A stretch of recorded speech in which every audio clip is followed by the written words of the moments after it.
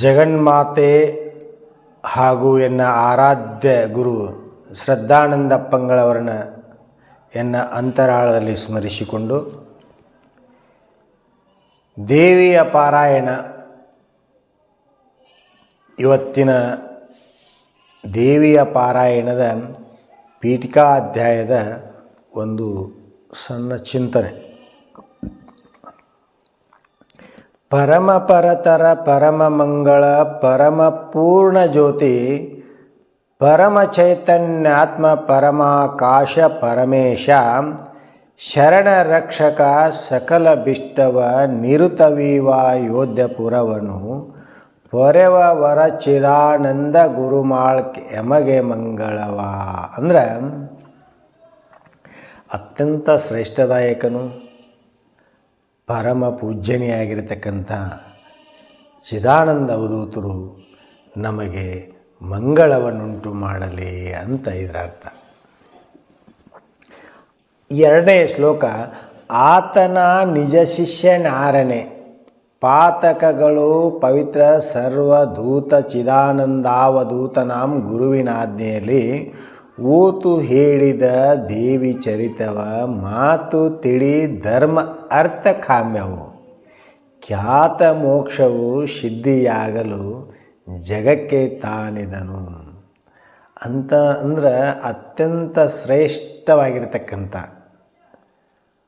ಗುರುವಿನ ಕರುಣೆಯಾಗಿ ಆ ಗುರುವಿನ ಆಜ್ಞೆಯ ಮೇರೆಗೆ ಆತನ ನಿಜ ಶಿಷ್ಯನಾರನೆ ಪಾತಕಂಗಳು ಪವಿತ್ರ ಸರ್ವದೂತ ಚಿದಾನಂದಾವಧೂತನಾಂ ಚಿದಾನಂದ ಅವಧೂತರು ತಮ್ಮ ಗುರುವಿನ ಆಜ್ಞೆಯ ಪ್ರಕಾರ ಅವ್ರು ಹೇಳಿದ ಪ್ರಕಾರ ಓತು ಹೇಳಿದ ದೇವಿ ಚರಿತವನ್ನು ಅರಿಯ ಜನವೆಲ್ಲ. ಇದು ಒಂದು ಏನು ಬರ್ತದಪ್ಪ ಅಂದ್ರೆ ನಾಲ್ಕನೇ ಶ್ಲೋಕ ಏನು ಹೇಳ್ತೈತಂದ್ರೆ, ಶುದ್ಧ ಬುದ್ಧ ವಸ್ತುವೆನಿಸುವ ಸಿದ್ಧ ಪರ್ವತದಲ್ಲಿ ನಿಂತಿರುತ್ತಿದ್ದ ಬಗಳಾಂಬಿಕೆಯು ಸಾಕ್ಷಾತ್ಕಾರ ತಾನಾಗೆ.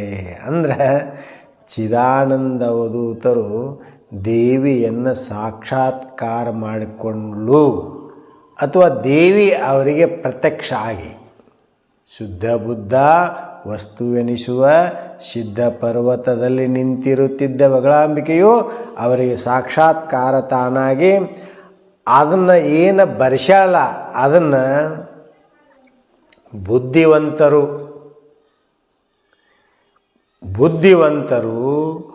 ಓದಿ ಮನದ ಇಷ್ಟಾರ್ಥಗಳನ್ನು ಈಡೇರಿಸಿಕೊಳ್ಳುವಗೋಸ್ಕರ ಶುದ್ಧ ಬುದ್ಧ ವಸ್ತುವೆನಿಸುವ ಸಿದ್ಧ ಪರ್ವತದಲ್ಲಿ ನಿಂತಿರುತ್ತಿದ್ದ ಬಗಳಾಂಬಿಕೆಯು ಸಾಕ್ಷಾತ್ಕಾರ ತಾನಾಗಿ ಬುದ್ಧಿವಂತರು ಓದಿ ಮನಬಿಷ್ಟಿದ್ದನ್ನು ಪಡೆಯಲಿಕ್ಕೆ ಇಷ್ಟಾರ್ಥಗಳನ್ನು ಪಡೆಯಲಿಕ್ಕೆ ಹರ್ಷದಲ್ಲಿ ಆನಂದದಲ್ಲಿ ಸಂತೋಷಭರಿತನಾಗಿ ಅದರಲ್ಲಿ ಹರ್ಷದಲ್ಲಿ ಅದ್ದಿ ಹೇಳಿದ ದೇವಿಯ ಚರಿತೆಯ ಅರಿಯ ಜನವೆಲ್ಲ.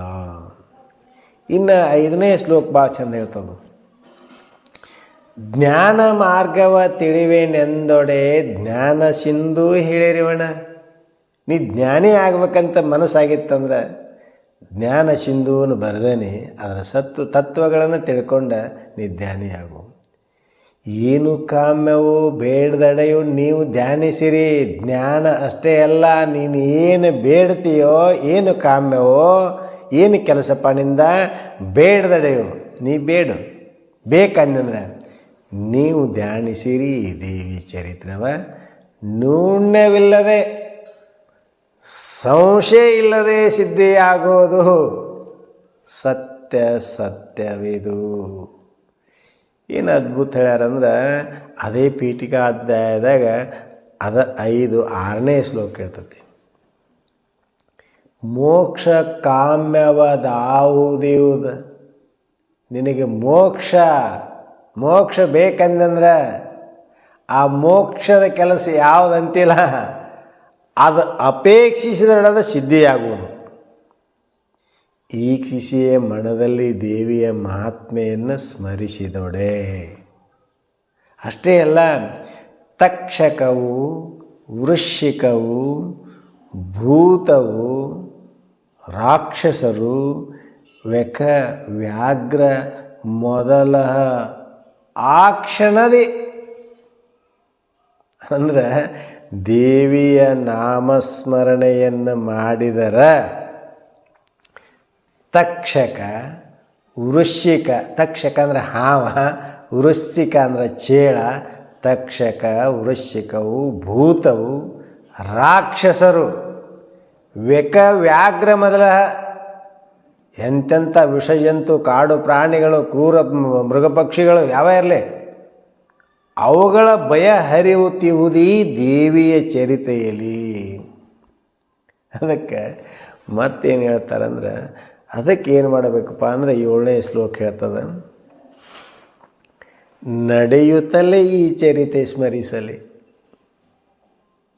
ನಡೆಯುವಾಗ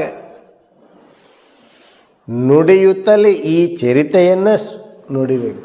ನುಡಿಯುತ್ತಲೇ ಈ ಚರಿತೆ ಸ್ಮರಿಸಲಿ. ಕೊಡುವ ಕೊಂಬಾಗಲೆಯು, ಕೊಡುವ ಕೊಂಬಾಗಲೆ ಅಂತ ಹೆಸರೈತೆಕಿಗೆ. ಕೊಡುವ ಕೊಂಬಾಗಲೆಯು ಬಿಡಳವನನಿ ದೇವಿ ಅವಿಗೆಯು. ಕೊಡುತ್ತಿಹಳು, ಅವನ ಕೈ ಬಿಡ್ತಾಳೆ ನಕ್ಕೆ ಬಿಡಂಗಿಲ್ಲ. ಕೊಡುತ್ತಿಹಳು ಬೇಡಿದ್ದ ಪದಗಳ ಎಡೆ ಬಿಡದೆ ದಯಾಸಾಗರಲ್ಲವೇ. ಆ ದೇವಿಯ ಭಕ್ತರಿಗೆ ದಯಾಸಾಗರ ಅಲ್ಲನ್ರಿ. ಎಷ್ಟು ಅದ್ಭುತ ಹೇಳ್ತಾರಂತಂದ್ರೆ ಅದು ಭಾಳ ಅದ್ಭುತ. ಅದಕ್ಕೆ 8ನೇ ಶ್ಲೋಕ ಹೇಳ್ತೈತೆ, ಮತ್ತು ನಮ್ಮ ಜೀವನದಲ್ಲಿ ಬರತಕ್ಕಂಥ ಅನೇಕ ಕಷ್ಟ ಕಾರ್ಪಣ್ಯಗಳ ಸಲುವಾಗಿ ಅನೇಕ ಚಿಂತೆಗೆ ನಾವು ಒಳಗಾಗ್ತೀವಿ. ಆ ಸರ್ವ ಚಿಂತೆಗಳಿಗೆ ಈ ದೇವಿಯ ನಾಮಸ್ಮರಣೆ ಏನದ ಚಿಂತಾಮಣಿನ ಅದ ಅಂತ. ಅಂತೂ ಕಾಮ್ಯಕ್ಕೆ, ಅಂತೂ ಸರ್ವ ಕೆಲಸಗಳಿಗೆ ಕಾಮಧೇನವಿದು. ಇದ ಕಾಮಧೇನು ಅಂತ. ಅಷ್ಟೇ ಅಲ್ಲ, ನಿಮ್ಮ ಕಲ್ಪನೆಗಳಿಗೆ ಕಲ್ಪದ್ರುಮವು ತಾನೇ ಇದು. ಸಂತತ, ಸಂತೋಷ, ಸುಖ, ಭಾಗ್ಯ, ಭೋಗ ಇವೆಲ್ಲವೂ ನಿಂತು ಮೆರೆವವು ದೇವಿ ಕರುಣದಿ. ಇವೆಲ್ಲವೂ ಶಾಶ್ವತವಾಗಿ ನೆಲೆಗೊಳ್ತಾವಂತ. ಎದರಿಂದ? ದೇವಿಯ ಕರುಣದಿ.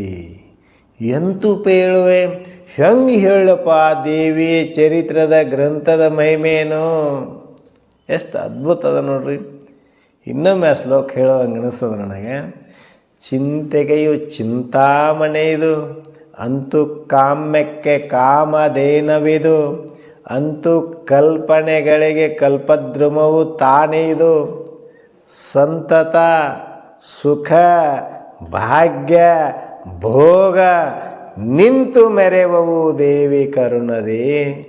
ಎಂತೂ ಪೇಳುವೆ ದೇವಿಯ ಚರಿತ್ರದ ಗ್ರಂಥದ ಮಹಿಮೇನು.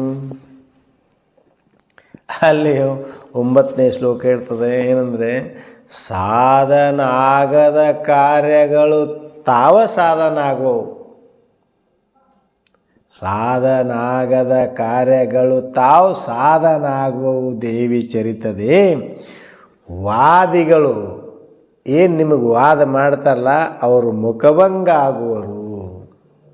ಶತ್ರುನಾಶಹರು ಅಂದ್ರೆ ಇಲ್ಲಿ ಶತ್ರು ಯಾರಪ್ಪ ಅಂದ್ರೆ ಇದನ್ನೊಂದು ಸ್ವಲ್ಪ ವಿಶಾಲ ಅರ್ಥದೊಳಗೆ ಯಾರು ದುಷ್ಟ ಕಾರ್ಯಗಳನ್ನು ಮಾಡ್ತಾರ, ಕೆಟ್ಟ ಕಾರ್ಯಗಳನ್ನು ಮಾಡ್ತಾರ ಅವ್ರ ನಾಶಕರಂತ.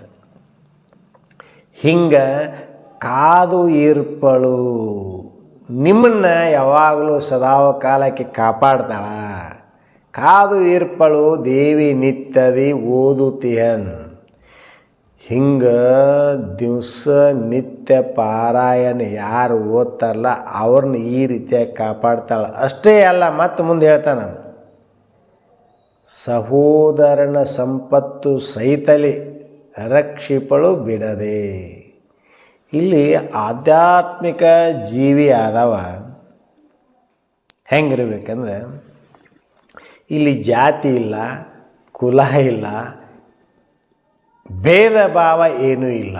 ಮೇಲು ಕೀಳು ಎಂಬ ಭಾವನೆ ಅವನ ಸಮೀಪಕ್ಕೆ ಬರುವುದಿಲ್ಲ. ಅಂದಾಗ ಅವನ ನೋಡುವವರು ಬಾಂಧವ್ಯತೆಯಿಂದ ಇದ್ದವರು ಅವನ ಸಹೋದರರು ಇದ್ದಂಗನ, ಸಹೋದರರ ಸ್ವರೂಪರು. ಅಂಥವರ ಸಹೋದರರ ಸಂಪತ್ತು ಸಹಿತಲೇ ಅಂಥವ್ರ ಸಂಪತ್ತನ್ನು ಸಹಿತ ರಕ್ಷಿಪಳು ಬಿಡದೆ. ಇನ್ನು ಭಾಳ ಅದ್ಭುತ ಐತಿ, ಅದನ್ನು ನಂಬ್ತೀವಿಲ್ಲ ಗೊತ್ತಿಲ್ಲ. ಆದರೆ ಅವರವರ ಭಾವಕ್ಕೆ ಅವರವರ ಭಕುತಿಗೆ ಅವರ ತೆರನಾಗಿ ಇರುತ್ತೀಹನು ಶಿವಯೋಗಿ. ಹಂಗೆ ಇಲ್ಲಿ 10ನೇ ಶ್ಲೋಕ ಒಂದು ಹೇಳ್ತದೆ ಪೀಠಿಕಾ ಅಧ್ಯಾಯದ. ಏನಂದ್ರೆ ಭೂತಗ್ರಹದೊಳು ಗ್ರಂಥವಿರಲ. ನಾವು ಸಾಮಾನ್ಯವಾಗಿ ಅಂತೀವಿ, ಅಲ್ಲಿ ಒಂದು ಭೂತ ಬಂಗ್ಲೆ ಐತಿಪ್ಪ. ಭೂತ ಬಂಗ್ಲೆ ಯಾಕೈತೆ ಅಂದ್ರೆ ಅಲ್ಲಿ ಯಾರೂ ಮನುಷ್ಯರು ವಾಸ ಮಾಡಂಗಿಲ್ಲ. ಅವ್ರಿಗೇನು ಭಯ ಆಗೈತೋ ಏನಾಗೈತೋ ಅದಕ್ಕೆ ಹೆಸರಿಟ್ಟಾರು ದೆವ್ವಿದ್ದ ಮನೆ ಅಂತೇಳಿ. ಅದಕ್ಕೆ ನಾವೇನಂತೀವಿ ಭೂತ ಬಂಗ್ಲೆ. ಅಂತಹ ಭೂತ ಗ್ರಹದೊಳು ಈ ಗ್ರಂಥಿ ಇತ್ತಂದ್ರೆ ಏನು ಗ್ರಂಥಿ ಇತ್ತಂದ್ರೆ ಭೂತ ಹೋಗುವುದು. ದೇವಿ ಚರಿತೆ ಕೇಳಿದಡೆ ಭೂತ ಗ್ರಹದೊಳು ಗ್ರಂಥವಿರಲ, ಭೂತ ಹೋಗುವುದು ದೇವಿ ಚರಿತದೆ. ಆ ದೇವಿ ಚರಿತ್ರೆ ಮಾತು ಕೇಳಿದಡೆ, ಚರಿತ್ರೆ ಓದಿಬಿಟ್ರಂತೂ ದೇವಿ ಭೂತ ಗ್ರಹದೊಳು ಗ್ರಂಥವಿರಲ, ಭೂತ ಹೋಗುವುದು ದೇವಿ ಚರಿತದೆ. ಮಾತು ಕೇಳಿದಡೆ ಬಿಡುತ್ತಿಹುದು ಮಹಾಗ್ರಹವು. ದೊಡ್ಡ ದೇವ ಐತಂದ್ರೂ ಬಿಟ್ಟು ಹೋಗ್ತೈತಂತ.